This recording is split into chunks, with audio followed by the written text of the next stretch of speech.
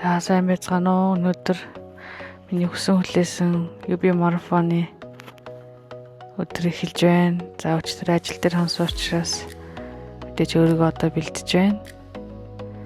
За UB марафонд би энэ жил анх удаа 5 км-т гүйж байгаа. Өмнө нь ерөөс огт гүйж үзээгүй. Өөрийгөө сориод 5 км-т өөрийгөө бэлдсэн энэ жил. За тэгээд энэхүү миний влогтай маань хамт байгаарай.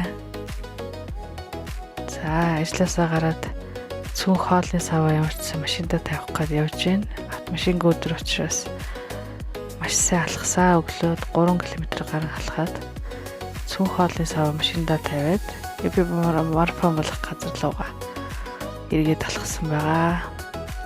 Өглөө маш их хүнтэйсэн. Хүмүүс нэр яаж юм ундаг гэдэг вэ? 10 км, 21, 42 км. Вау.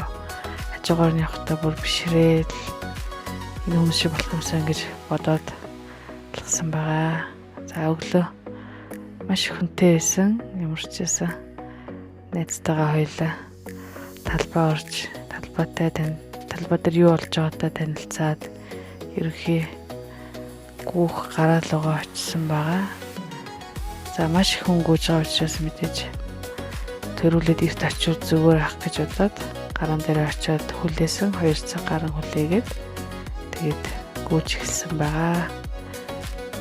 За хамгийн хөөрхөн нөгөө сайн дурын ажилчдын барьсан пайзууд нь үнэхээр гүйж хата хараад ямар гоё юм бэ гэдэг маш их урам зориг хүч авахар гоё өгнүүд зөндөө бичсэн байсан.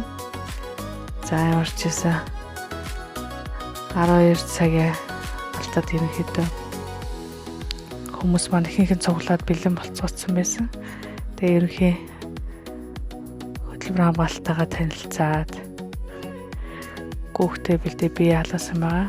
За ингээд гүүгээд эхэлсэн байгаа. За анх удаа гүйж байгаа болохоор жоохон туршлага муу байсан ч гэсэн маш гоё байсан. Олон хүний дунд ороод гүүхээр өөрийн мэдлэгийн хөл бол яваал идэм билээ. Тэгээд ямар ч гэсэн өөрийнхөө рекордыг эвдээд 25 минут 41 секундээр орж ирсэн. Найзтай хоёул ямар ч сэнжил чадсан. За бидний гүйлтийн араас манай дүүгийн гэр бүлийн гүйлтийн эхэлсэн байгаа. Манай дүүгийнх энэ жил дөрвөлөө гүйж байгаа. Гүйтгээ нохотоогоо үзэн хөөх мэдээж барианда бол эргээд дөрвөлөө орсон байгаа.